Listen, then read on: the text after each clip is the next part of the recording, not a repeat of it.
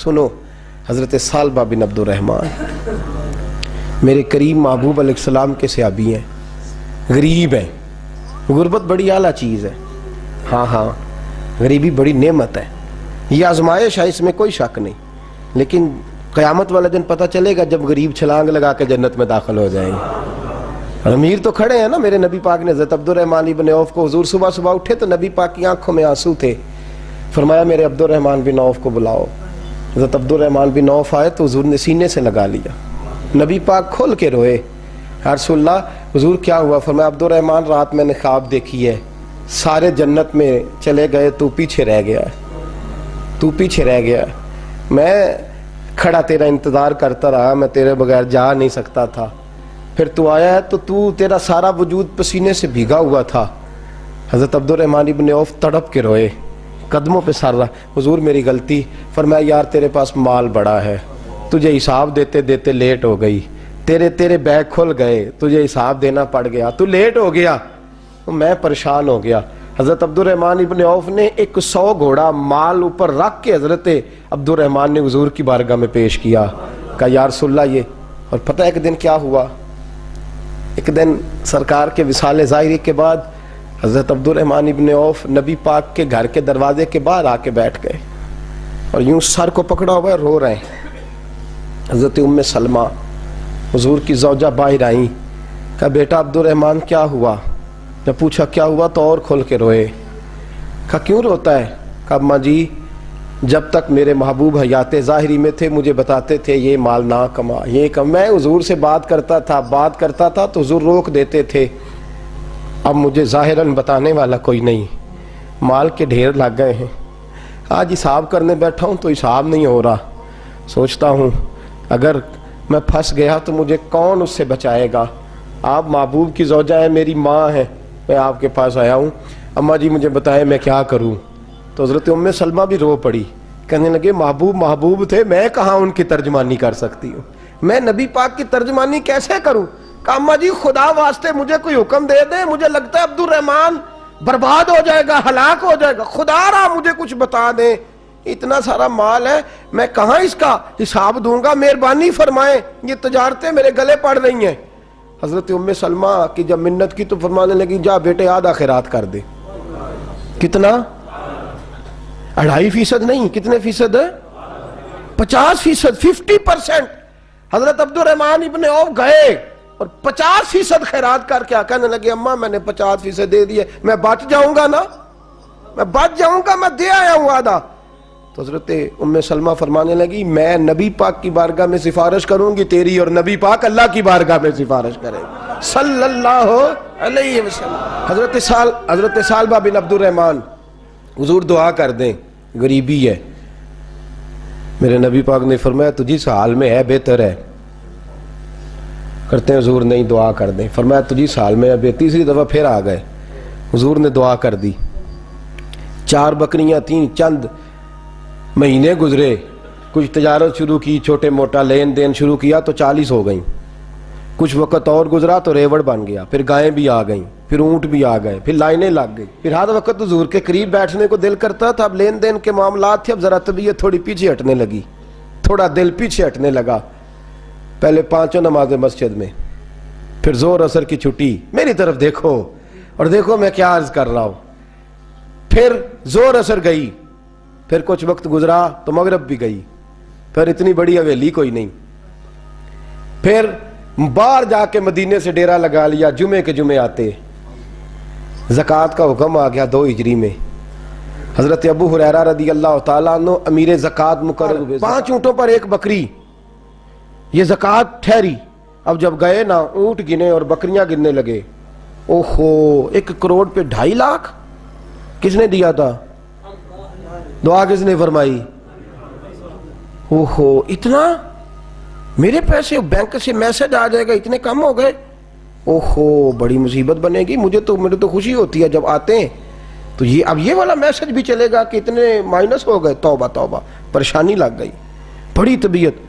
انکار نہیں کیا، کہنے لگے حضور سے جا کے عرض کرنا میں خود آؤں گا، اور جہاں محبوبیت ہو وہاں اتنے لفظ بھی بے ادبی ہیں، وہاں ٹھہر جاؤ، سوچتا ہوں سمجھتا ہوں غور کرتا ہوں یہ جملے بھی وہاں توہین ہوتے ہیں، محبوب ہو اور وہاں انسان سوچ سمجھ کی بات کرے. وہاں انسان، بابا بلے شاہ صاحب نے کہا عقل آخ دی چگے نو سام کے رکھ، عشق آخ دے بال کے سیکنا چاہیے دائے. کہا جا کے کہنا میں آؤں گا. سب کی زکوٰۃ لے آئے، در رسول پہ آئے. حضور نے فرمایا پہلے سالبہ کی بات بتاؤ. پتہ تھا نا پہلے سال. حضور اس نے کہا تھا میں آؤں گا. حضرت ابو ہریرہ کہتے ہیں نبی پاک نے ٹھنڈی آہ بھری، آہ ٹھنڈی. فرمایا ہلاک ہو گیا. اس کو کہا تھا نہ اس چکر میں پڑ، ہلاک ہو گیا، ہلاک. حضرت ابو ہریرہ فرماتے ہیں 2 باریک باریک آنسوؤں کے قطرے بھی میں نے محبوب کی آنکھوں میں دیکھے. اپنا ہے نا تو دکھ ہوا یار، میرا اپنا تھا، ہلاک ہی ہو گیا ہے، کدھر چلا گیا ہے. ان کو بھی بعد میں خیال آیا او ہو میں تو غریب تھا، یہ آیا کدھر سے تھا، میں تو غلامی رسول میں آتا گیا تو رب میری عزتیں بڑھاتا گیا، یہ میں کس چکر میں پڑ گیا. آئے لائنیں بکریوں کی لائے، حاضر کی. حضور وہ میں نے کہا تھا حضرت ابو ہریرہ سے میں خود آؤں گا. حضور میں خود لایا ہوں. فرمایا محبوب نے مجھے تو نہ بتا، میں تو سمجھتا ہوں، میں نے کہا تھا تو میں آ گیا ہوں. فرمایا چل اٹھا، دوڑ جا، لے جا. حضرت ابو ہریرہ فرماتے ہیں انکار محبوب نے سالبہ کو کیا لیکن آنسو ابو بکر صدیق کے بھی نکل گئے. فرماتے ہیں درد عثمان غنی کو بھی ہونے لگا، تڑپ مولا علی بھی گئے. فرمایا جا لے جا، نہیں چاہیے تیرے پیسے. فرماتے ہیں سالبہ نے ہاتھ باندھے، کہا محبوبہ غلطی ہو گئی. حضور مجھے، فرمایا تجھے کہا نا تیرے نہیں چاہیے، نکل جا. حضرت ابو ہریرہ فرماتے ہیں جب نبی پاک نے رخ پھیرا تو صحابہ کی زبانوں پہ بھی جاری ہو گیا یہ تو ہلاک ہو گیا. کہتے ہیں مدینے میں قحط پڑ گیا. محبوب نے فرمایا بلال تو بھی آج لا. ایک خشک چھوارا حضرت بلال کا قبول ہو گیا. لیکن سالبہ لائنیں لگیں یا مال کی. فرمایا جا لے جا، تیرا قبول نہیں ہے. فرماتے ہیں تڑپتے رہے ساری زندگی اور مال کو دیکھ دیکھ کے آہیں بھرتے رہے لیکن کریم نے اس تجارت کو قبول. حضرت ابو بکر صدیق کے پاس آئے، سرکار کے وصال حضور قبول فرما لیں. فرمایا ساری دنیا کا قبول ہے، جس کا میرے نبی نے قبول نہیں فرمایا میں کیسے قبول کر لوں.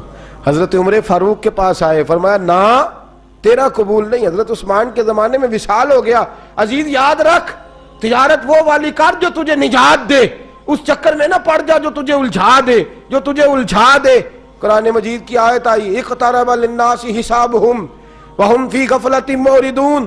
لوگوں کا حساب قریب آ گیا ہے اور وہ ابھی بھی غفلت میں پڑے ہیں، ابھی بھی 2 کے 4 اور 4 کے 10 کر رہے ہیں. حساب کا وقت قریب آ گیا.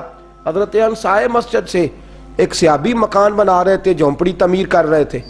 حضرت انس کو پریشان دیکھا، کہنے لگے انس خیر تو ہے، کوئی نئی آیت تو نہیں آئی؟ تو جناب انس کہنے لگے آیت تو آ گئی ہے، رب نے کہہ دیا ہے کہ حساب قریب آ گیا، تیاری کر لو.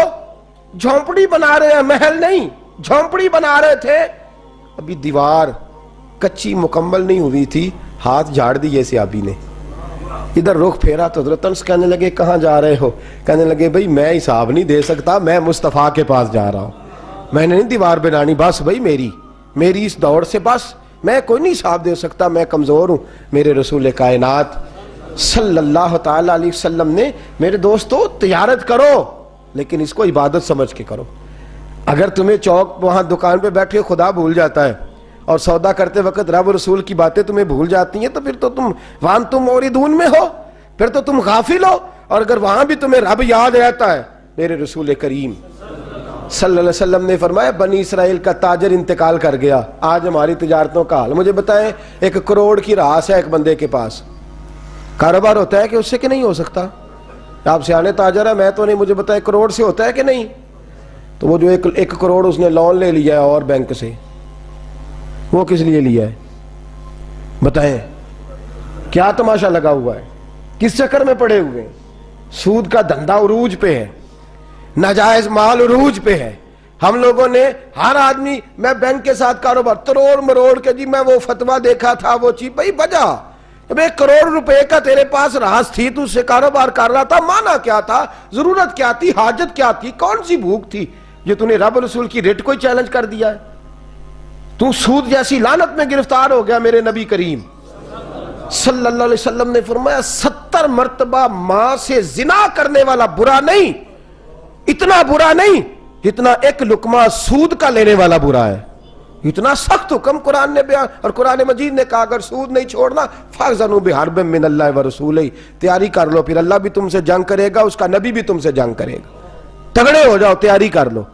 اور یہاں سب کچھ چل رہا ہے، سب کچھ ہو رہا ہے، اس کے باوجود نماز بھی ہو رہی ہے، حج بھی ہو رہا ہے، سارے کام ہو رہے ہیں، 2 4 5 بھینسیں لا کے اور جناب بچے لا کے قربانیاں بھی ہو رہی ہیں، سارے چکر ساتھ ساتھ چلائے ہوئے ہیں، 6 ماہ دارت۔ میرے رسول کریم صلی اللہ علیہ وسلم نے فرمایا لوگو یاد رکھو، تجارت وہ والی کرو جس میں اللہ تم سے راضی ہو جائے۔ مال کمانا برا نہیں، جائز پیسہ برا نہیں، جتنا مرضی چاہے کماؤ، لیکن تم تو اللہ کو بھول گئے ہو، تم نے تو حلال حرام کی تمیز ہی نہیں کی، تم نے تو راہ خدا میں خرچ کرنے کی باری آئی ہے تو بخل سے کام لیا ہے، کنجوسی سے کام لیا ہے، تم نے تو اس کو بڑا ہلکا جانا ہے، رب کو دینے کی باری آئی تو تم حساب کرنے لگ گئے۔ حضرت اسماء کہتی ہے میں نے چند دینار گن کے حضور کو دیے، یا رسول اللہ یہ قبول کر لے، 2 3 دفعہ گنے، حضور مسکرائے، فرمانے لگی اسماء اللہ کی راہ میں گن گن کے نہ دیا کر، ورنہ وہ بھی تجھے گن گن کے ہی دے گا۔ حضور کیا کروں؟ فرمایا اس کے رستے میں بے حساب دے، وہ بھی تجھے بے حساب ہی عطا فرمائے گا، تو گننے لگ گئی ہے اللہ کو دے۔